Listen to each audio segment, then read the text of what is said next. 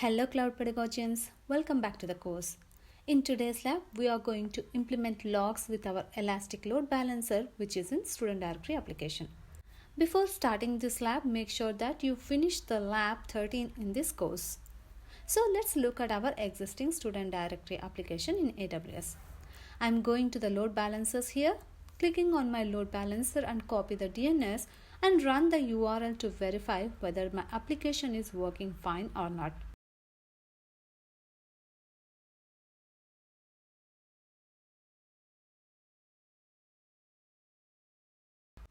Here my application is working fine. So why late? Let's start with our task. In the task 1, we will create S3 bucket to store logs. In task 2, we will enable logging for Elastic Load Balancer. In task 3, we will verify the bucket permissions. In task 4, we will generate some traffic in our Student Directory application. In task 5, we will access these logs in S3 bucket. Finally, in task 6, we will see how to disable the access logs. So let's start with task 1. Create S3 bucket to store logs. When you enable access logs, you must specify an S3 bucket for the access logs. You can use an existing bucket or create a bucket specifically for access logs. So let's go S3, create bucket.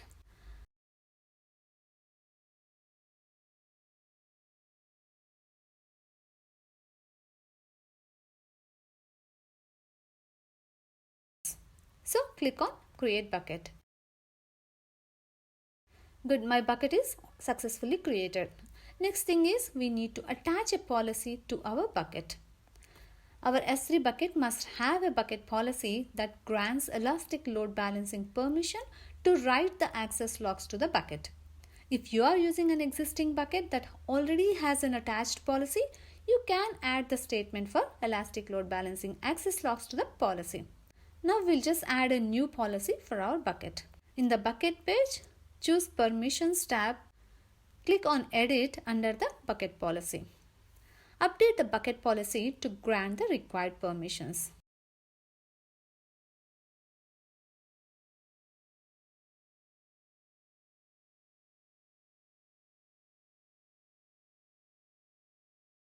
So click Save Changes.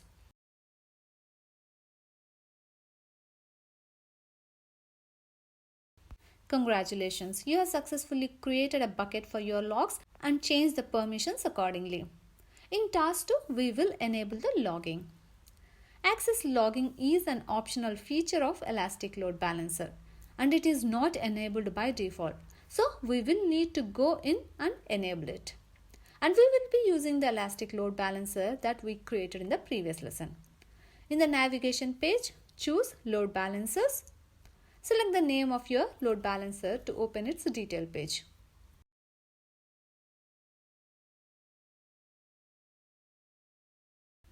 On the Attributes tab, click Edit. For monitoring, turn on Access Logs. For S3 URI, enter the S3 URI for your log files or search them using the search button. Select log bucket. Here I am selecting student ELB access logs which we have created in task 1 and then click Save Changes. Here a small note for you. Be sure to disable access logs before you delete the bucket that you configured for access logs. Otherwise, if there is a new bucket with the same name and the required bucket policy but created in an AWS account that you don't own, Elastic Load Balancing could write the access logs for your load balancer to this new bucket. So be aware of that. Congratulations, you have enabled the logs for your Elastic Load Balancers. In task 3, we will verify the bucket permissions. After access logs are enabled for your load balancer, Elastic Load Balancing validates the S3 bucket and creates a test file to ensure that the bucket policy specifies the required permissions. You can use the Amazon S3 console to verify the test file was created. The test file is not an actual access log file. It doesn't contain example records. To verify the Elastic Load Balancing created a test file in your S3 bucket, select the name of the bucket that you specified for access logs. Navigate to the test file called ELB access log test file. This makes sure that the bucket policy is applied successfully. Congratulations, your task 3 is completed. In task 4, we will generate some traffic in our student directory application and see whether the logs are generated or not. We are going to generate some traffic by visiting the website a few times, and that is going to cause Elastic Load Balancer to generate some access logs which are going to be stored in S3 bucket. So select your load balancer, copy the DNS name, open the browser and copy the URL and refresh for a few times or do some application changes. It can take up to about 3 or 5 minutes before the logs can be published to the S3 bucket. So let's wait for it. Congratulations, you have generated the traffic with our student directory application. In the task 5, we will see the access logs that are generated by the traffic that we have done in task 4.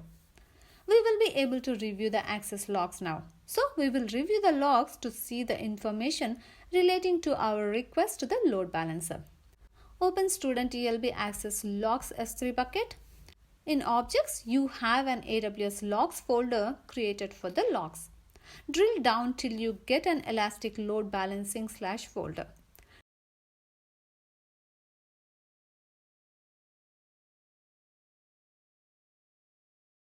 Drill down till you reach the log file.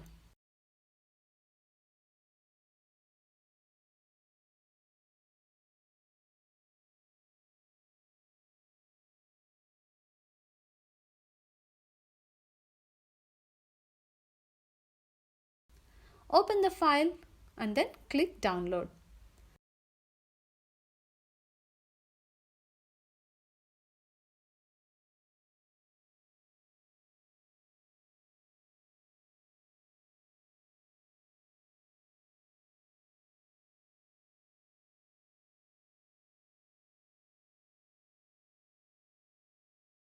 View the logs in the downloaded file. You can see the traffic details like when, where and how the traffic is happening in student directory application of the load balancer. Congratulations, you have successfully accessed the logs that are generated by the traffic of your load balancer. In task 6, we will understand how to disable the access logs. You can disable access logs for your load balancer at any time. After you disable access logs, your access logs remain in your S3 bucket until you delete them. But new logs are not generated in the bucket.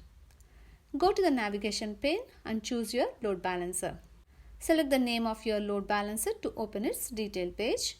On the Attributes tab, choose Edit.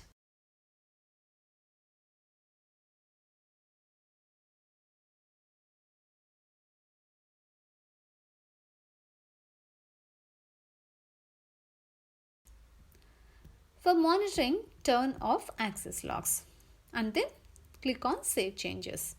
Congratulations, you have successfully created the logs for your load balancer and got to know how to disable them too. But please, one more reminder for you, please don't forget to delete or stop all the services before you exit the AWS services. That's how you don't incur the charges. So that's all it for today and see you again in my next video. Until then, take care.